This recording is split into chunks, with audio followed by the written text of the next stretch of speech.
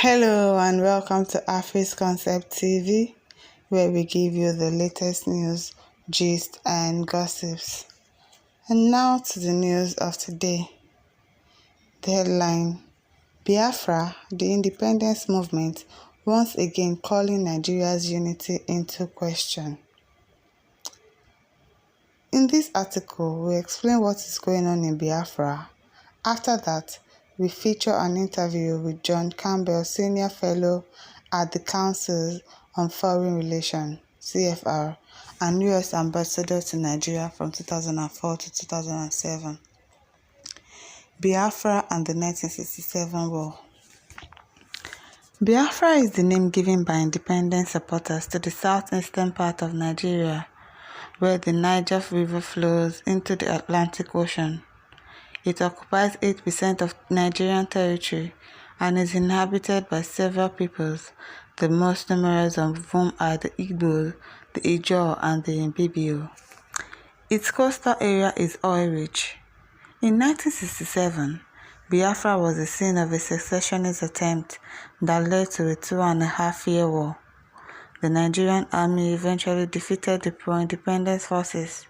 It is estimated that up to 2 million Biafran civilians died of starvation during the conflict. Biafra was forcibly reintegrated into Nigeria and successively divided into 9 federated states with little room for autonomy.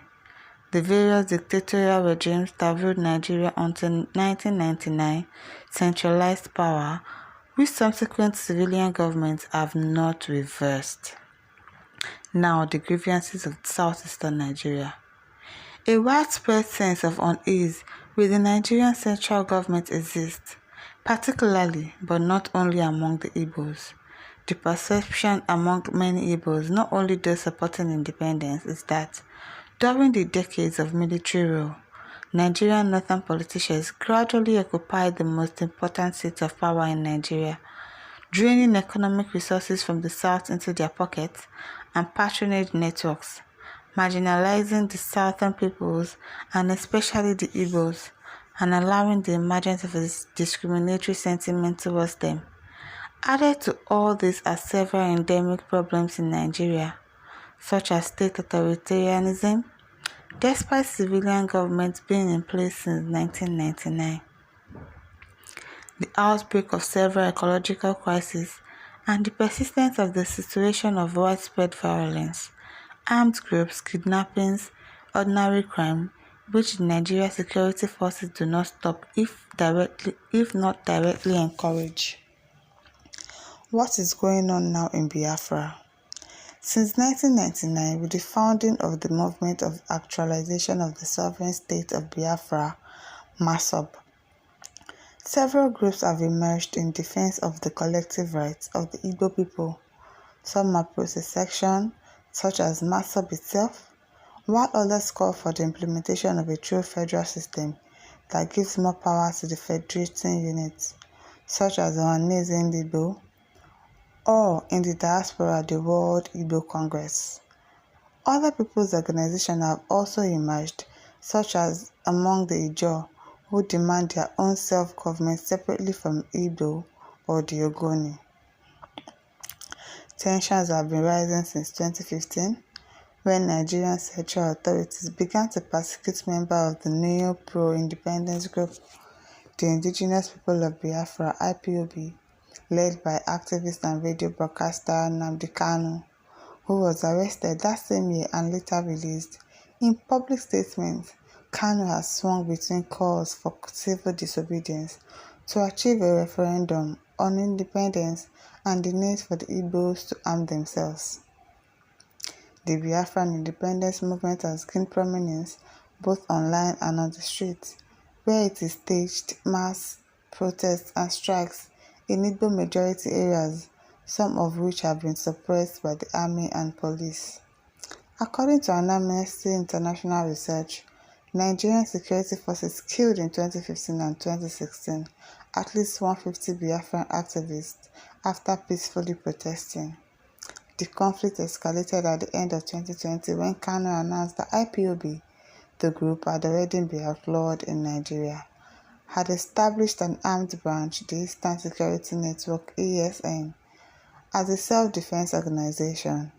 The Nigerian army launched on an offensive against the ESN on 27 June.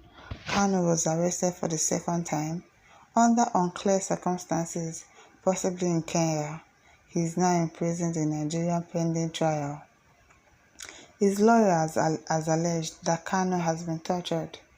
Meanwhile, Nigerian president added fuel to the fire on June 1st when he posted a tweet in which, after referring to 1967 war, he threatened those misbehaving today to treat them in the language they understand. Twitter deleted the post and blocked his account. In response, the government suspended Twitter in Nigeria. We talked to John Campbell, Senior Fellow at the Council on Foreign Relations (CFR) and U.S. Ambassador to Nigeria from 2004 to 2007, on the situation in the country and the secessionist demand of the Biafra movement. Nationalia, the question now: do you think it is right to consider that Nigeria's unity is at stake, not only because of developments in Biafra but also because of protests in Yoruba lands and other places? John Campbell answers: Nigeria's unity at present is challenged by the revival of the secessionist movement in former Biafra, and also by these relatively new developments in Yoruba land.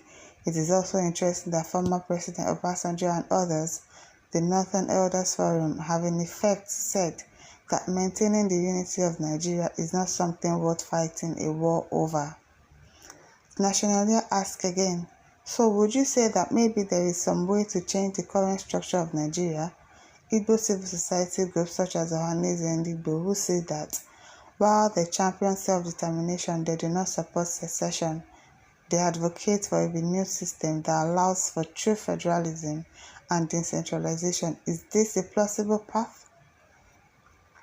John Campbell answers: yes, that is the view that a longer-term solution in Nigeria is the creation of a genuine federal system, as opposed to what shall we call it, a fake federal system that is in place now.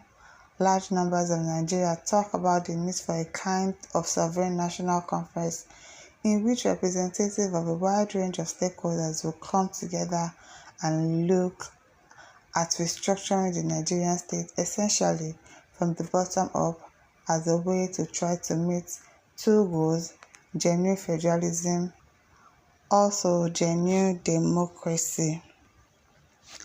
Nationalia asked again: is it possible that we witness some sort of move like that? John Campbell says: I think this is the fundamental question. Is there the political will amongst the people who control Nigeria at present to embark on a wholesale restructuring of the state? The fact about elites is that very often they are most reluctant to give up power or advantage. It is only if they conclude that the current system is unsustainable that I think they might move in that direction. I am not sure that this has happened yet, though it may be happening, particularly with these rafts of kidnapping all over the country. And that is the news for today. Kindly leave your thoughts in the comment section, and please do not forget to like,